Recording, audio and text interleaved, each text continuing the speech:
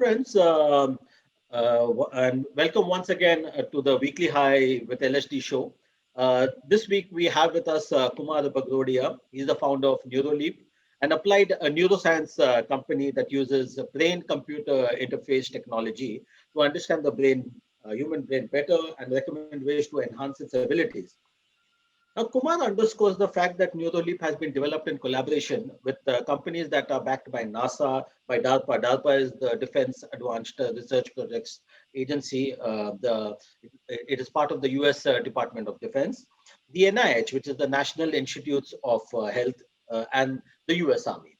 Now, some parts of Neuroleap's technologies, according to Kumar, have also been registered with the US FDA. Of course, by now, you may already be asking yourself, what exactly is a brain-computer interface?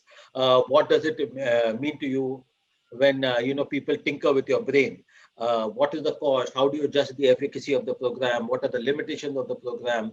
And when somebody takes data from your brain, how do you exactly deal with it? Yes, we will come to these questions in a short while. But as is the format of this particular show, we will first discuss the week's big developments, the tech developments.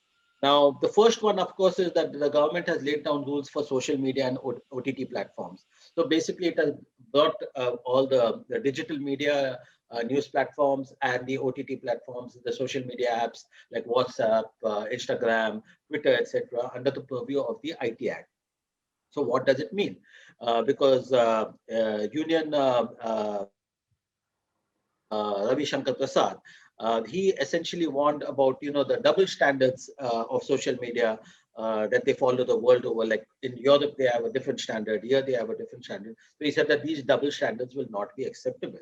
So therefore, the government said that they will implement the digital media ethics code relating to digital media and OTT platform. Now, that's obviously the overarching kind of stuff. These social media apps, the companies basically have 3 months of wiggle room. So there could be some tweaks if they talk to the government or whatever. We'll see how it is. But essentially, uh, let me ask you, Kumar, as a user, because Subbu and me, we have discussed this earlier also. I mean, we knew that this was coming, and even last week on the episode, we had NS Napanai, who is a cyber law expert and a Supreme Court lawyer. So she had already forewarned us that this was in the works. Uh, we have discussed this issue at length. You, as a user, how do you react to this kind of a news? I think, Leslie, first of all, thank you for having me on this show. Hi, Sudhu. Right. I think as a user, it's a welcome move. Think of it, as parents or, even young adults, you would want to know what movie you're going to see. Yeah. Is it adult rated, UA for kids? Or when you switch on the television, you want to be able to see what programs are meant for children, for what audience, for what level, and all of that is regulated. So I don't see any reason why any other medium which is putting content out there for the average consumer should not have some level of regulation, whether it is self regulated or government regulated. That's a separate thing. But that regulation needs to be there so that we can choose and see, what is safe for our kids, what is not. And, we know better when we are, switching on our OTT. Today, it's not on the mobile phone alone, it's on your large television as well. Your Netflix or Amazon Prime Video, Hotstar, what have you, everything's connected. So it is just a different medium which needs to be regulated. So I'm all for it, right? Okay, fair enough. Just two perspectives here. I mean, I know Subbu is itching to talk about this because he loves this subject very well. So the way, absolutely, I don't think there's any disagreement on the fact that even when the government said that it wants to stop mischief on the internet, so I don't think there should be two rules. And the whole question, I think even Subban maybe have discussed earlier also, that double standards really should not be acceptable. If social media apps and internet companies are following the law of the land in the European Union, there is no reason why they can't do similarly if it does not violate other provisions of the Constitution. Now here, basically, this is the way I see it. I'm not saying again that I'm right or something, but I see these guys have been actually caught in a catch-22 situation. For instance, if they break the encryption, which will be because if they have to trace the origin of the message, they will have to break the encryption rule. Breaking the encryption rules could also invite two types of problems. One, of course, the privacy violation, which is enshrined in the Constitution of India, and second is the security of issue, because there could be a lot of backdoor if they break strong encryption. But this is not new, because I think even Apple and FBI also in the US had a similar case, I think some 5 or 6 years back, if I'm not Yeah. mistaken. So what are your thoughts? So here are my thoughts. One is that I'm delighted that the honorable minister is, calling out the double standards of the social media platforms. Question is, who's going to call out the double standards of the honorable minister himself? Because you are now telling the social media companies that you have to have similar kind of rules that you are implementing in Europe. Great. And I think that's a great thing to do. But you are asking them to do that to achieve an objective which is diametrically opposite to what Europe wants to achieve. Europe wants you to, implement all these rules so that there is more freedom. You want them to implement all those rules so that there is less freedom. Today, all that the government is saying, why is the government doing all that? See, mischief, people spreading rumors, people creating law and order situations. That is a reality. Okay. But what is also a reality is that using these rules, what is to stop the government from looking into every single citizen's message? Using this as a medium, now a legal medium. Now this has been made, these the rules that have been amended have been called extended legislation. Okay, which means it's a law. From day before yesterday, it became law. Now, if you remember, the two girls who were arrested in Maharashtra, Shreya Singhal case, Yeah. right? All that they did was they posted something about a certain politician. And under 66A, they were told that no, it is seditious and you are going to jail. Supreme Court struck it down, and Supreme Court, for in its great wisdom, struck down the entire 66A itself, calling it ultra vires of Constitution. Now, here the issue is that you have made a law, okay, and you are now saying that I've got the legislative fiat to now start looking into every citizen's social behavior. To me, that's problematic. The second thing that is problematic to me is that, see, WhatsApp's contention that we'll have to break encryption is not tenable at all. The government is not telling them that we need to know what is in that message, because we know what is in that message. You know the origin. Yeah, all that the government is saying that you have to give me the originator. Oh, determining the originator, they don't have to break the encryption code at all. So if WhatsApp is saying that they're going to have to break the encryption, that is bullshit. They don't have to do that at all. But the issue is that by clubbing, so you have done two things. You have clubbed news media and the platform. Okay, first fundamental problem.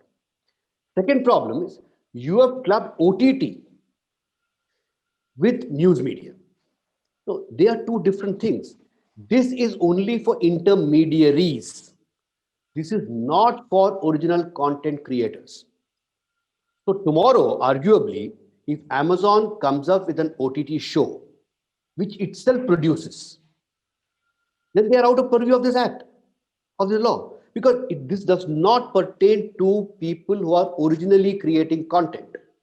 On the other hand, if Amazon allows its platform to be used by some other producer, then Amazon in that case becomes an intermediary. So there are lots of legal issues. I think there is going to be a lot of legal challenges that are going to happen. I think there is going to be a tremendous amount of litigation that we're going to see out of this, right? But broadly, are the rules good for society? Yes, they are. Question is, what happens if the fence start eating the crops. If the policemen start looking into every single social media message that I see and flags it, then every time I have to go to the courts. These guys have said, no, no, we have our own regulatory mechanism. But your regulatory mechanism comprises people of yourself. Correct. You are not giving me an independent regulatory mechanism, right? So it is the government. So there, I remember there used to be a lovely saying when we were children: the road to hell is paved with good intentions. Great intentions, okay, wonderful intentions. But are they, are the steps that they're taking, are they tenable legally? There are going to be question marks there, challenges there. Are they going to be tenable from a citizen's freedom perspective? I'm not very sure. I'm not very sure. Yeah, I think it's extremely important really to have these pulls and pressures because you cannot take things lying down also. But I think here in India, especially, we need to question things. I mean, ostensibly, these moves are always good. And I said there's the right intention, but the point is the way you implement it, the way you have shot it. And past experience has not given us the comfort level that these things will really be implemented with the kind of smoothness that we expected, or, without any kind of overbearing or overarching, overbearing kind of stuff from the government. But Because the government has already demonstrated in the last few years, the government has already demonstrated a its little tough. intent to be overbearing. Yeah, so I think that's the catch 22 situation. But I guess we'll have to deal with it. But anyway, we deal with the text, the news developments. So currently, we are not really commenting on it, and Yeah, we'll see how it goes. yeah, we'll just see how it goes. We'll give the government a fair chance because there are many good things that the government has done, creating a good ecosystem, creating a good payments ecosystem. Of course, I know that RBI has announced that they will create another digital payment system, which is going to I think, compete with the UPI. I do not know why on earth that's happening. Reliance has announced it. Yeah. Okay. SBI had announced and the RBI said you can't do it. Now I think the Tatas and a few others are taking over the SBI payment system, which is going to compete with the UPI currently that is out there. So you're going to have, and which is a good thing, because to me, the more number of players come, competition increases, efficiency increases, consumer benefits. Correct. So to me, that's a great development. The only question, therefore, is that, how are they going to be, stacked up? Are you going to put artificial barriers like they put in WhatsApp Pay that, you can't have more than 20 million now? Who's coming this figure of 20 million? Why not 30 million? Why not 100 million? Right? Yeah. So I think, but having said that, there are smart people in the government. I think this move of allowing multiple players for UPI is a great idea. Okay, with the way the digital payment system is exploding in India, it's a great thought. Question is that when you start growing, when the critical mass numbers are reached, then what happens? That is the only question I have. And interestingly, I mean, on this whole WhatsApp debate, the whole OTT debate, I think Business Standard reported that the government itself is trying to introduce two apps, Samvad and mm, I forget the names. I had those names. But Sandesh and Samvad. And this Okay. Sandesh, according to that report, is being developed by NIC. It is allowing encrypted messages, group chats, and access to government teams. And instead of emojis, they will have what are known as gimojis. Not namojis. Which I can see Kumar smiling over there. Uh, Kumar, coming back to you, basically, I know we get as people, we do get excited by developments that are more generic in nature, but not really that. But yes, it does cause a lot of stress, which is why I'm coming back to you now, and that's an area that you understand very well. So these are very post-COVID area. The post-COVID era has been very, very stressful with the pandemic and all that kind of stuff. A lot of people have been working from home. And you seem to have this amazing product or service, whatever you want to call it, which is actually using technology and a lot of counseling. I believe I don't know whether it's counseling or not, but basically the brain-computer interface technology. So before I come to the specifics, why don't you tell our viewers what exactly are you doing in Neuraleap? Sure. Um, so just to clarify, we don't do any counseling or any psychotherapy. Um, you know, we if you go back to our early days in school when we learned physics, primary physics, you would remember that the human body works on electrical energy, right? And the brain more so. There was a theory propagated a few decades ago worldwide that we start going towards depression or anxiety only because of a chemical imbalance.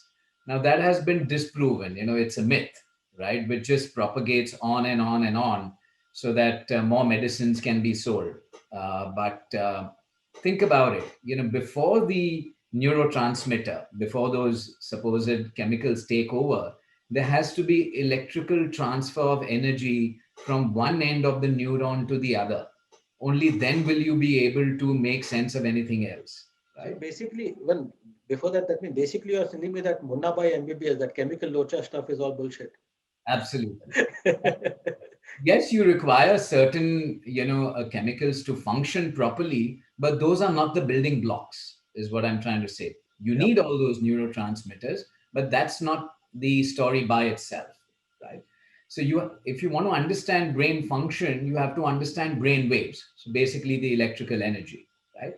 So it is akin to saying that, listen, I don't need the ECG to figure out my heart, because everything is about chemistry. Yeah, yes, chemistry is important, but what about the electrical energy as well? So our human brain is about, on an average, 2% of our body weight, right? And it's about, let's say, about 1.5 kgs or so, right? But it consumes about one third of our energy. So it is the most expensive real estate in the planet, not just in our body. 2%. Despite the fact that we don't use it much. So what we are doing is we are using a brain-computer interface, like you mentioned, which is basically a bunch of sensors, hardware, software, algorithms, which non-invasively read your brain waves. Now, the BCI space, brain-computer interface space, is very wide. At one end of the spectrum, you've got somebody like Musk, who is coming up with Neuralink. He's Neuralink. saying he will have an invasive BCI, which will throw in sensors in the brain, right? And at the other end, there's somebody like us where we are using tech which is completely non invasive. So we don't even put any magnetic waves or any electric current, no ultrasound, X ray, nothing going into the brain. It's only reading data from the brain. That's about it, right? And So then, you're reading data from the brain, you're not reading, you do not know what's going on in the mind, right? yeah, Okay. that's a great clarification. So we are not dealing with the conscious mind, right? We are So you dealing. can, if you can explain that difference, to our viewers, because I think that comfort level, because I think people cannot dissociate the fact that you are reading data from the brain, you're analyzing data from the brain, but you do not know what's going on in the mind, because my data is my mind, my memories are. So I want that if you Sure. can clarify to our users. Sure. So, the first difference is to understand that the brain and mind are separate, right? The brain is hardware, in a very crude way. It's your mobile phone, right? The instrument itself. The mind is the software, in a way, right? In a very crude way, I'd say that. So the brain is just like any other organ, right? It's got its own way of functioning, and it's generating electrical energy. It uses electrical energy. Every thought, every attitude, every action, every emotion is a culmination of billions and billions of neurons which are firing in a millisecond in coherence for you to be able to blink, for you to be able to move your hand, right? And so that you have proper hand-eye coordination, right? So all of this is happening in a fraction of a second. The mind is transient. So you might be having a certain way of thinking, a certain approach, which can all the time change because that is your consciousness, right? What we are tracking is just a subconscious activity. And the way we are doing it is we are reading the data at very high speed. And to give you an example, we are reading the data at the speed of one reading every 32 milliseconds. Okay. 1 millisecond is a thousandth of a second. Usually, it takes about 500 milliseconds, so half a second, for the brain to process external information, Mhm. right? So when we are doing 32 milliseconds, we are faster than an eye blink. We are faster than all of the conscious stuff coming to you. So it's really at the subconscious. It's really capturing who you are.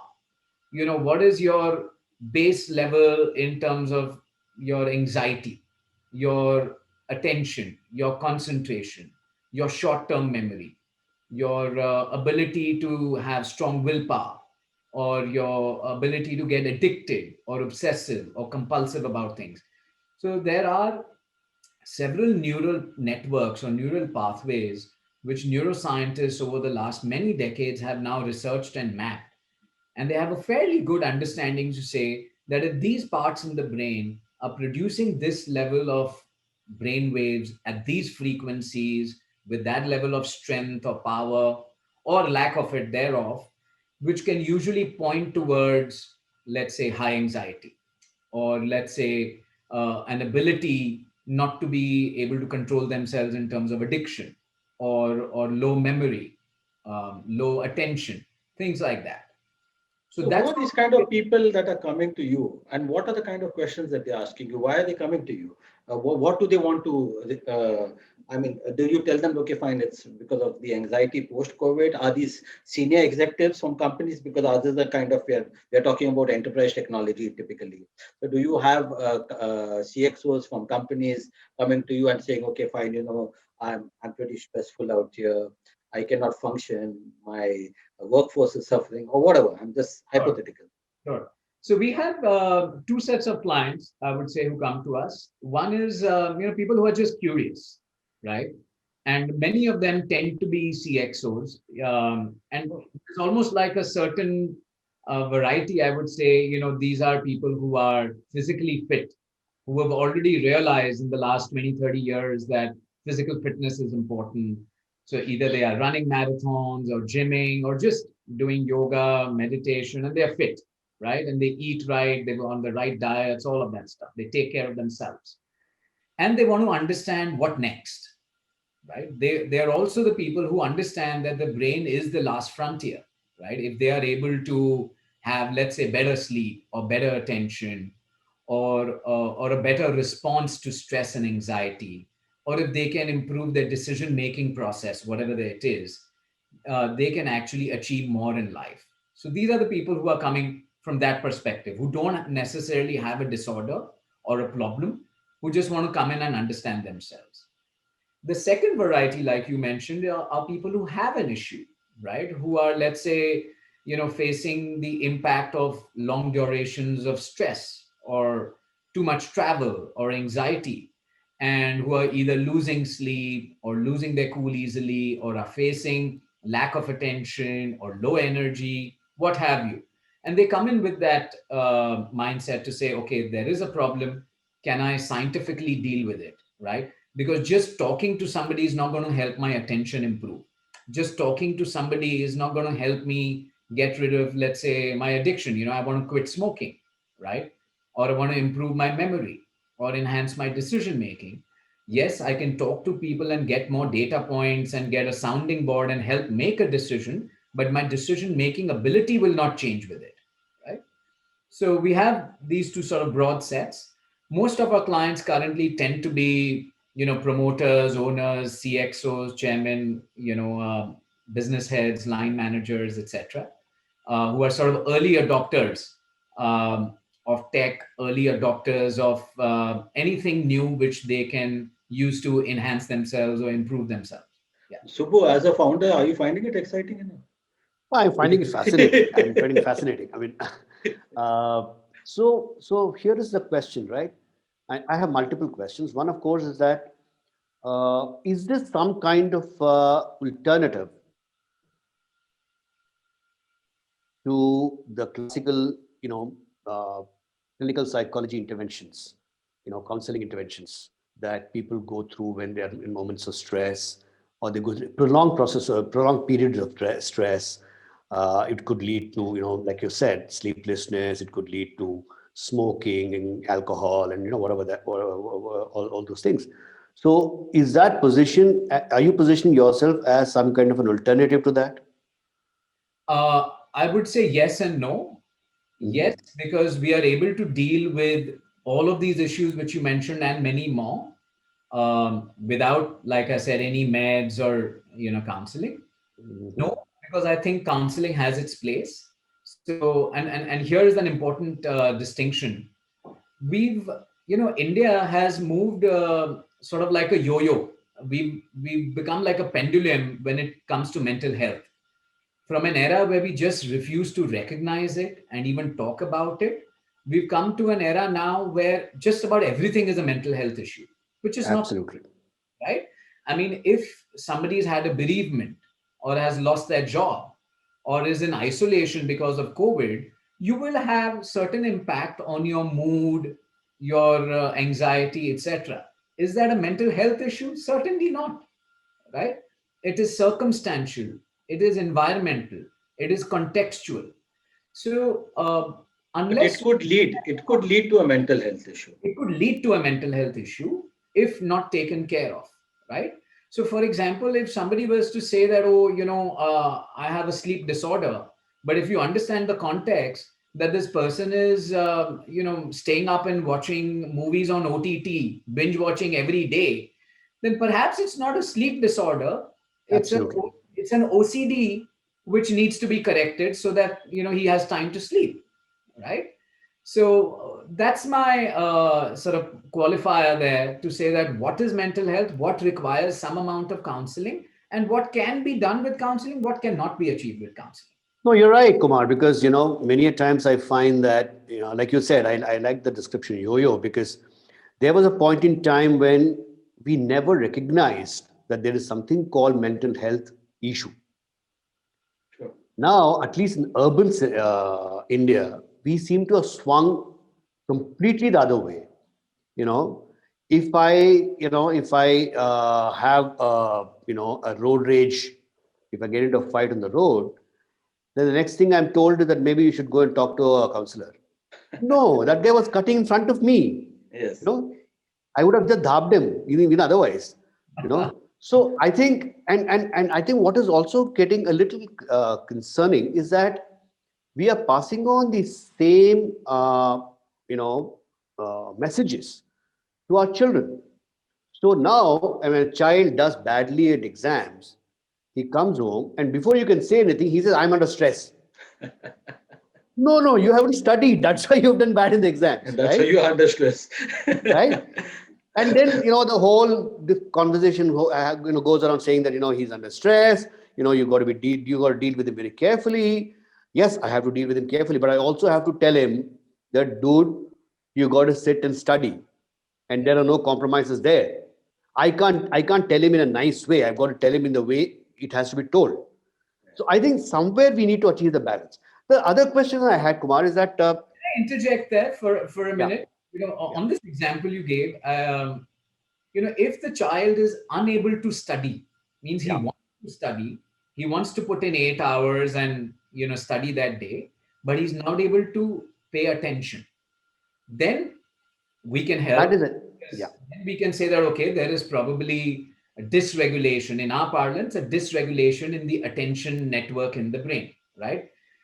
We will never say this is ADHD. We don't use those labels which will make the matters worse, right? We don't want to label somebody saying you have attention deficit.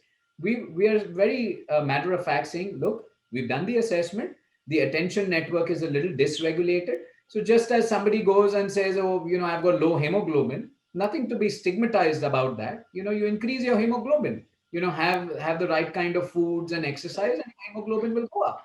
So similarly, with us, we say your attention network is dysregulated and we can help you correct it. But in the same example you mentioned, if it is not about the inability to pay attention, it is just, being truant, right? Where you don't have the right incentives or the disincentives in place to study or not to study, then like you said, you'll have to have that difficult conversation, or some difficult actions will have to be taken. Yeah. Difficult for the child, not for me. Yeah, they could. So Yeah. what has happened And- is and that you know, now then- they've made it difficult for me. Yeah. Correct. No, and you came up with another The good question example. that I I had- mean, on Sorry. the crashing into the road.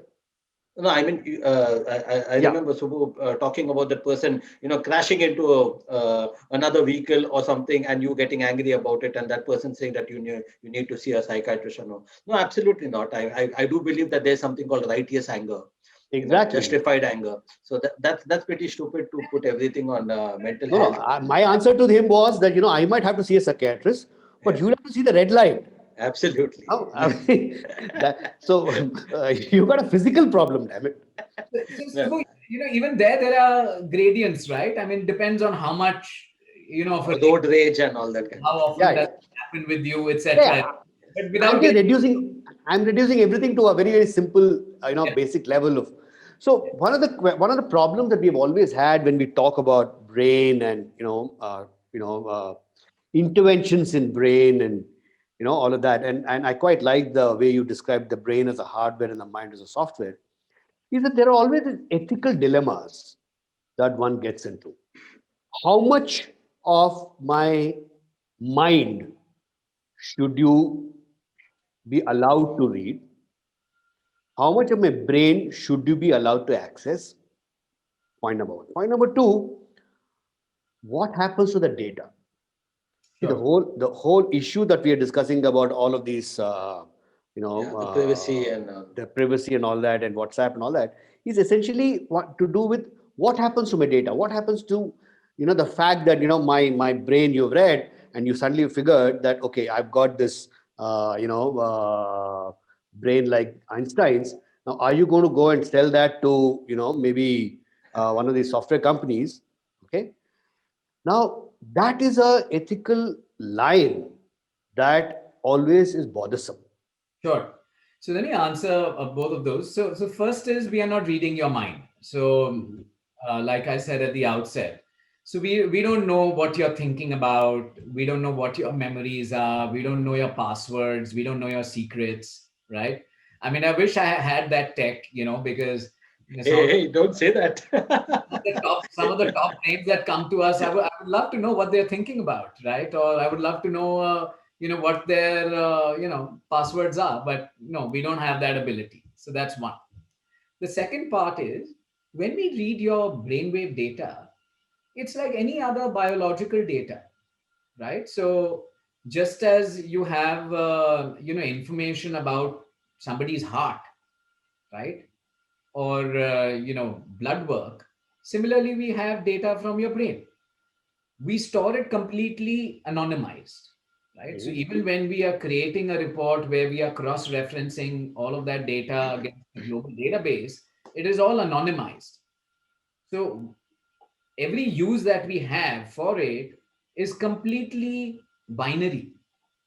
It's depersonalized. So it'll say, so let's say, if we do your assessment and read your brain waves, so we will only be codifying it saying male, left or right handed, whatever you are, your date of birth, so your age, that's it. We are not concerned that who is Subbu, right? We are not concerned about that.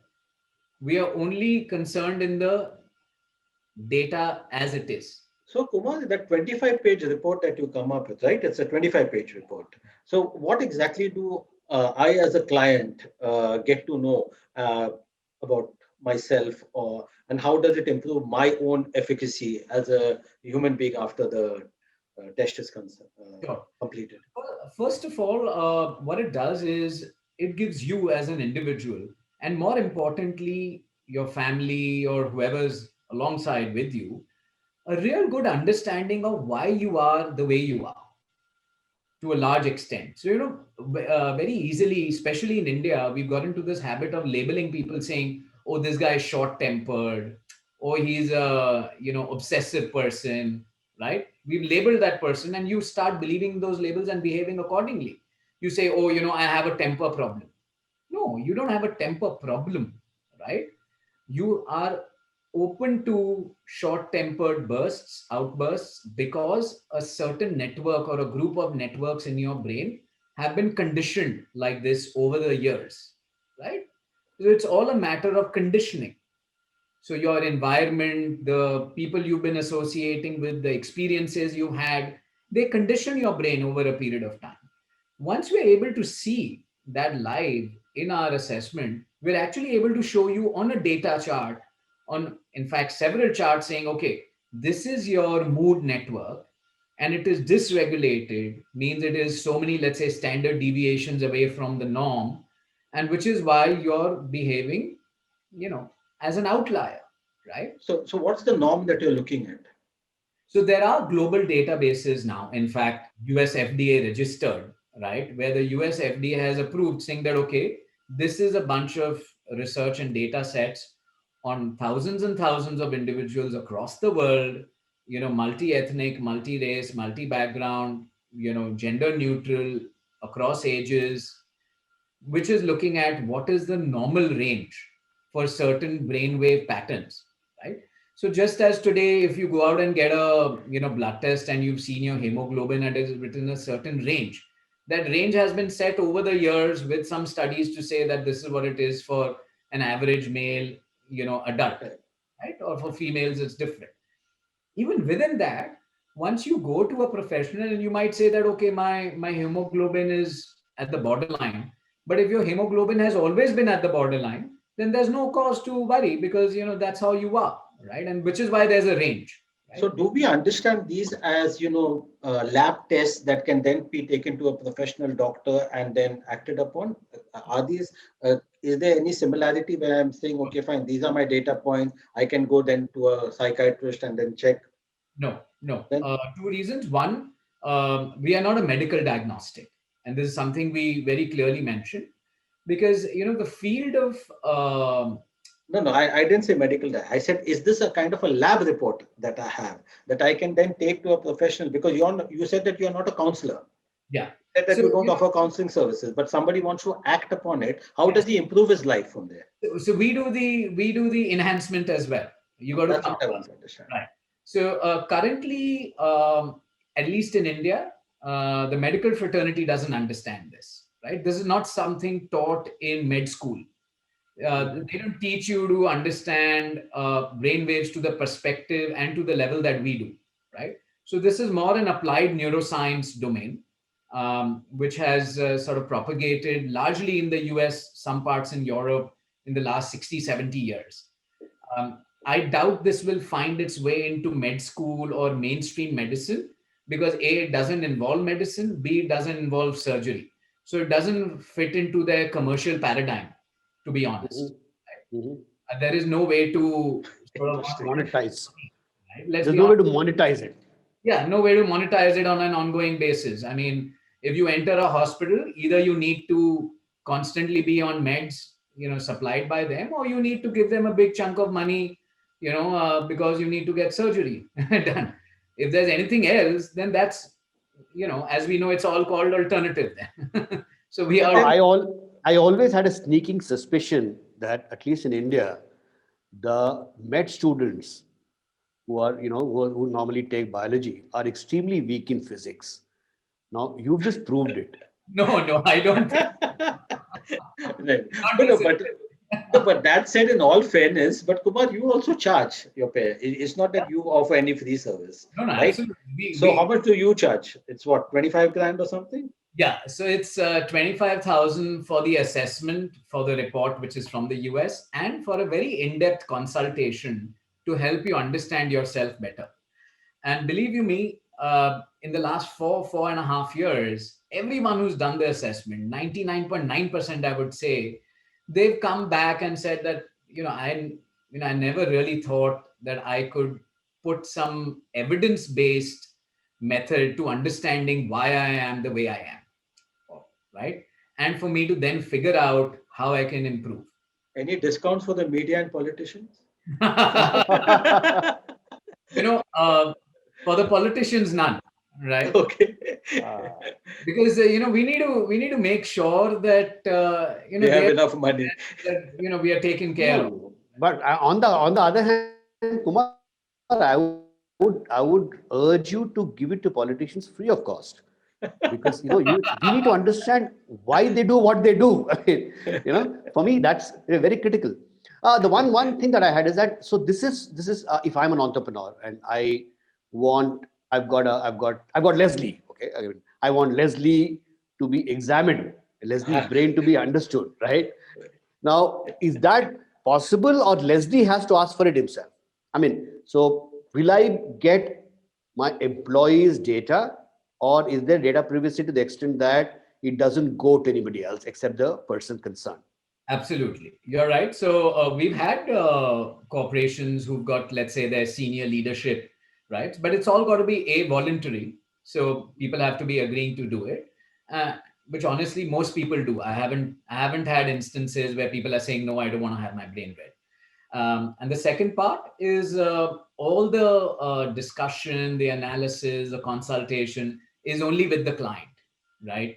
So we will never tell a superior or a colleague, or in fact, even a family member, unless Yes. it's important, right? So we've had several instances now where either the husband or the wife becomes a client, and they find tremendous impact, not just on the assessment but on the enhancement part as well, and then they'll bring in the spouse, but we maintain complete confidentiality and privacy even between those two.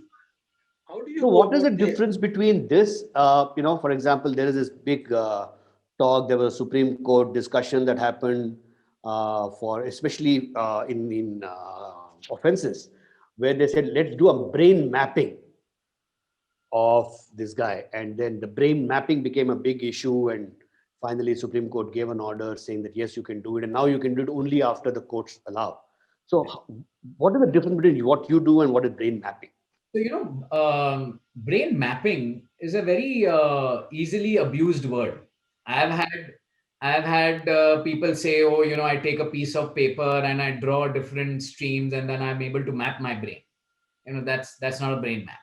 I've had people come in and say, we went for a service where all our fingerprints were taken, and then we were told that this is for my child, and I was told that what my child can be good at and what he won't be good at. That is ridiculous, because your brain actually is changing throughout life. So to say that, okay, at the age of 12 or 15 or 18 or even 50, you would know exactly, what vocation you can do and what you can't do, is completely wrong. Sure. Disproven. So I'm not sure what brain mapping exactly technically they were talking about. That's one. And perhaps it is invasive also, if I'm not mistaken. It is invasive, yes. Yeah, so this is non-invasive. I think Kumar clarified that it's not. Let me even clarify that we are non-invasive to the point that it's not even as bad as an MRI, right? Where you've got magnetic waves shooting through your soft brain tissue. We are not even doing that. We're just reading the electrical energy by placing sensors on your scalp. You have any video that you can show us or something that you can share? I will share it. Just completing this point, the one big unique feature in what we do is, if you are, let's say, a CEO or a CXO, and you want to be able to have your employees, let's say, mental fitness or brain mapped, if you go to a traditional setup, the only way to do it is to respond to questions, Right.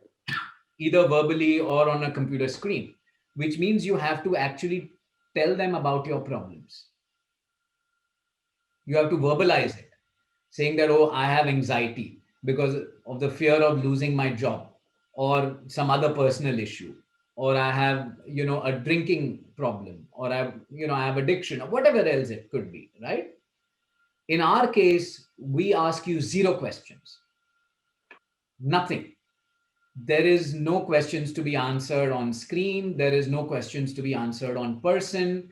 We don't want to know your problems. We don't want to know why you have anxiety. We don't want to know whether you are addicted to liquor or not. We will only ask you your date of birth, your gender, and whether you're left or right handed. That's it. Nothing else. Everything else your brain will tell us. Like I said, we don't want to know your state of mind per se, what you're consciously worried about. All we are concerned is whether your brain wave, neural pathways are showing that you're unable to manage anxiety easily. If that is the case, we will help you manage it so that whatever that cause of anxiety, even if it doesn't go away, you are able to be less anxious. You're able to take it in your stride. But Kumar, then we are assuming that that anxiety is persistent, right?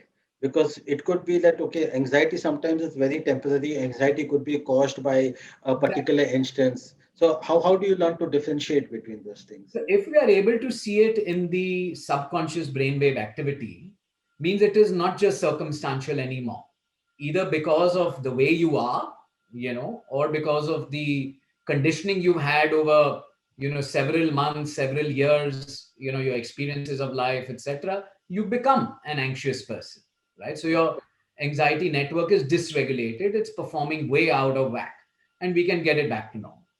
So isolated incidents don't cause any. They don't really matter that so much. It can. Isolated incidents can cause a lot of It can. anxiety. So that is where you They can even gray your head. In the law of thoughts, in fact, there is actually there's actually a case in the law of thoughts which it to do with a hair grade overnight, basically. Overnight, yes. basically, And he got damages for that.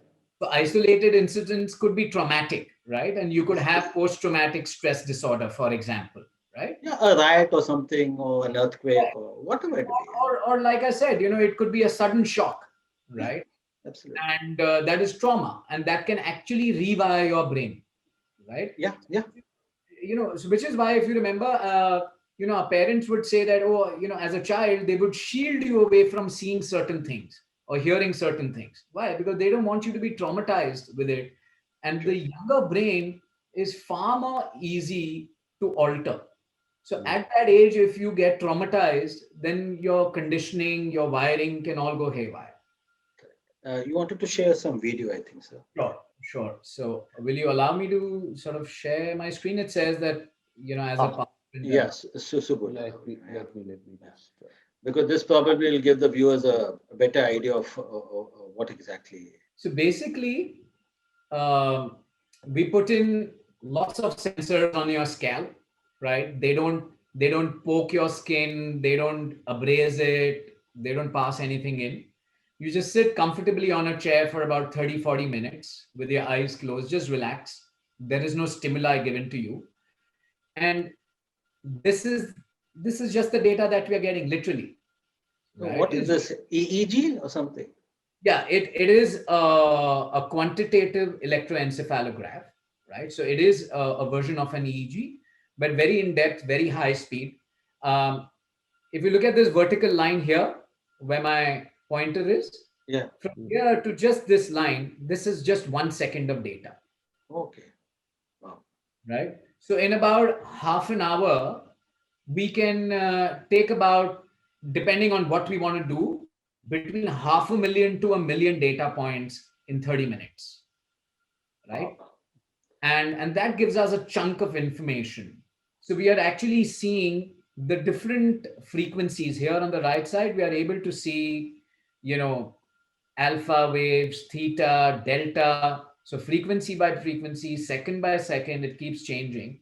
And, this is just a very simplistic sort of screen we've got.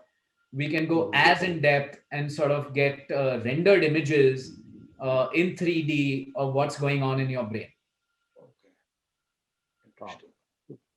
Yeah. And that's it.